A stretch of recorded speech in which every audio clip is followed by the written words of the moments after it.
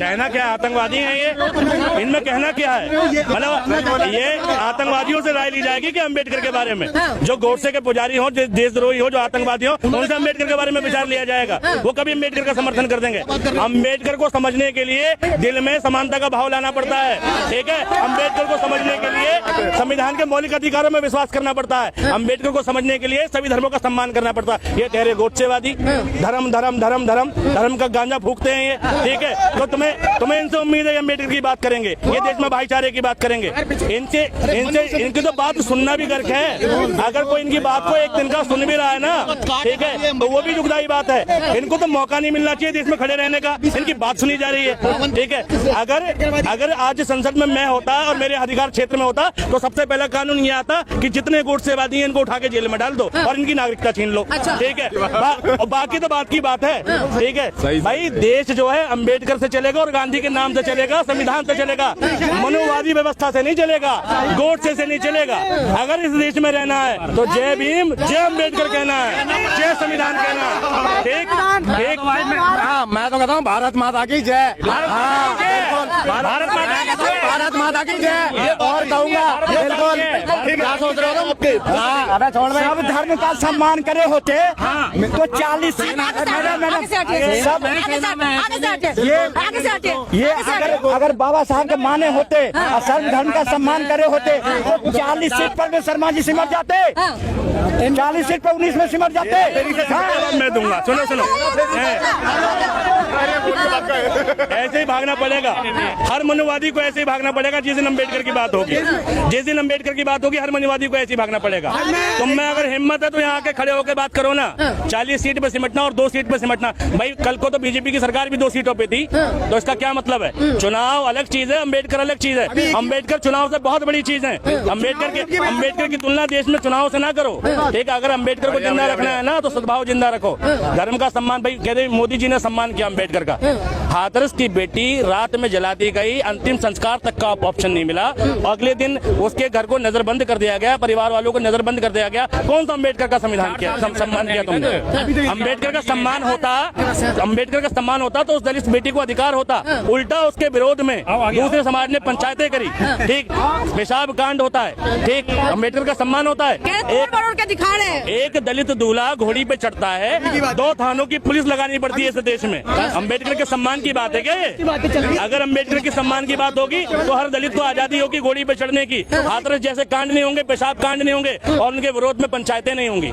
जिस दिन उल्टा मोदी जी क्या कर रहे हैं? दलितों का आरक्षण छीनने का काम कर रहे हैं। देश में 10% स्वर्णों का आरक्षण लागू कर रहे हैं। ये दलितों का सम्मान है क्या? लेकिन माथे से तो संविधान लगाते हैं ना, माथे से संविधान लगाते के सम्मान दिया है। माथे से संविधान। एक बात बताओ, 2 तरह के लोग होते हैं। एक बच्चा एक दिन जाता है लाइब्रेरी में, किताब को चूम कर रख देता है, और एक बच्चा रात दिन किताब को लेकर घूम रहा और पढ़ रहा है। राहुल गांधी संविधान को लेकर घूम रहे, कहते संविधान को लेकर घूमता है। जो लेकर घूम रहा है वो पढ़ रहा है और सीख रहा है, सम्मान कर रहा है। मोदी जी संविधान को चूम रहे हैं और जाके कानून लाते हैं पुलिस या स्टेट का। ये संविधान का सम्मान है क्या?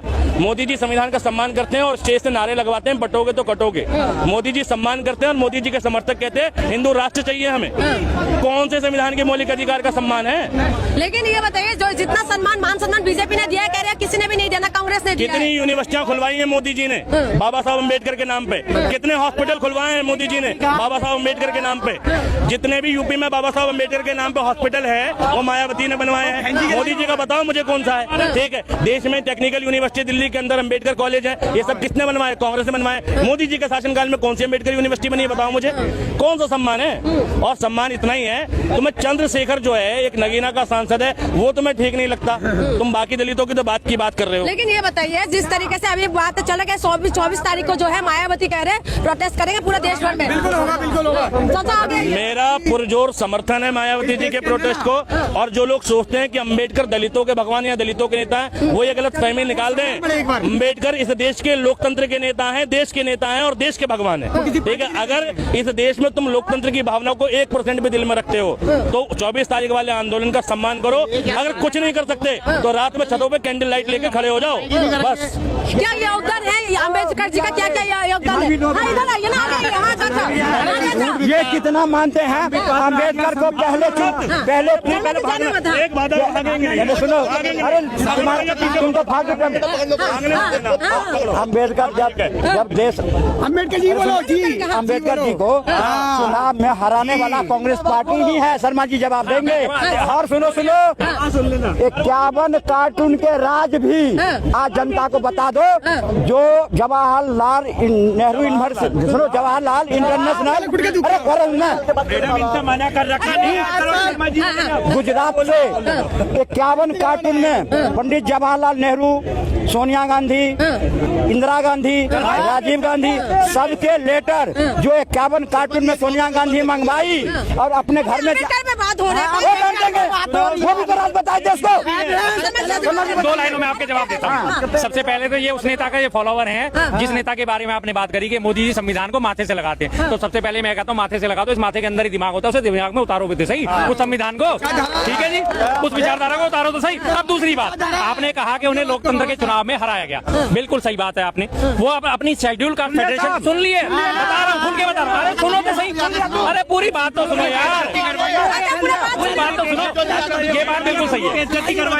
सुनिए, एक मिनट भाई साहब, सबके जानकारी के मतलब ये चीज है, सबके जानकारी के मतलब बिल्कुल ठीक बात है। अम्बेडकर साहब ने चुनाव लड़ा था शेड्यूल कार्ड फेडरेशन से, उन्होंने अपनी अलग पार्टी बना रखी थी, उसके थ्रू वो कैंडिडेट बने थे और कांग्रेस ने उनके खिलाफ अपना कैंडिडेट खड़ा करा था और वो लोकसभा के चुनाव में हारे।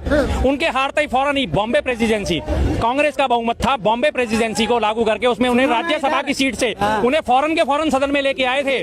15 दिन या 20 दिन का मात्र गैप रहा था, उन्हें फौरन सदन में वापस लेके आए, राज्यसभा का उन्हें सदस्य बनाया और राज्यसभा का सदस्य बनाते ही 1 मिनट बताते हैं 367 सीटें कांग्रेस को हासिल हुई थी पहले चुनाव में। 367 सीटों का बहुमत प्राप्त करने के बावजूद ही नेहरू जी ने अपने मंत्रिमंडल में उनको राज्यसभा से सांसद बना के शामिल करा। क्या ये अपमान है, सम्मान है? अब इन्होंने भाई साहब ने बात करी उनकी, अब ये भाई सुन दो यार, सुनो मैं इसका भी जवाब देता हूं। इन्होंने अपमान की बात करी कि उन्हें इस्तीफा क्यों देना पड़ा। इस्तीफे की बात आई थी, महिलाओं के खिलाफ जो पूना पैक्ट में जो समझौते हुए थे वो पूरी तरह से लागू नहीं हो रहे थे, उससे नाराज होकर पूना पैक्ट के समझौते जो है आमूलचूल परिवर्तन नहीं ला पा रहे थे, उससे नाराज होकर उन्होंने वहां से जो है इस्तीफा दिया, कानून मंत्री के पद से इस्तीफा दिया। कितनी देर रहे? मात्र 3.5 महीने वो बाहर रहे। उसके बाद आम चुनावों की घोषणा हो गई, चुनाव उन्होंने लड़ा और चुनाव लड़ते फौरन उन्होंने दोबारा से मंत्रिमंडल में शामिल करा। अगर उन्हें दरकिनार करना ही होता तो भाई ना तो 1946 की अंतरिम सरकार में उन्हें अपने मंत्रिमंडल में शामिल करते, ना 1951-52 के आम चुनाव में अपने मंत्रिमंडल में शामिल करते। क्यों करा? क्यों उन्हें इज्जत दी? दूसरा प्रश्न सुन लो। जब देश आजाद हुआ तो बाबा साहब तो थे ही ना, उनके चुनाव था ही ना, उनके कानून था ना, उनको अपमान करने का काम कांग्रेस सबसे पहले ये करी कि बगैर चुनाव के पंडित जवाहरलाल नेहरू को प्रधानमंत्री क्यों बनाया गया? मैं इनसे एक मैं देखो सुनो, मैं अगर 1 मिनट भाई साहब, 1 मिनट सुनो, नहीं आऊंगा भाई। ये जो सवाल इन्होंने पूछा इसका जवाब बहुत बार दे चुके हैं, बहुत वीडियो में दे चुके हैं। और एक बात, अगर मैं डॉक्टर होता तो मैं इन जैसे अंधभक्तों को अपने चिकित्सालय ले जाता, इनका गोदा द्वार देखता कि कीड़ा कौन सा साला, ठीक कसम से मैं देखता कि कीड़ा कौन था जो निकलता नहीं। एक बात, दूसरी बात, अभी एक्सपोज कर दूं ये अम्बेडकर का सम्मान करते ही नहीं करते। 1 मिनट, वोट से गांधी नहीं करूंगा। ये और इनके नेता, ये मोदी जी के समर्थक है। जवाब दो। नहीं, अरे तड़पो मत यार। तीसरा प्रश्न बोलने तो दो यार, बोलो।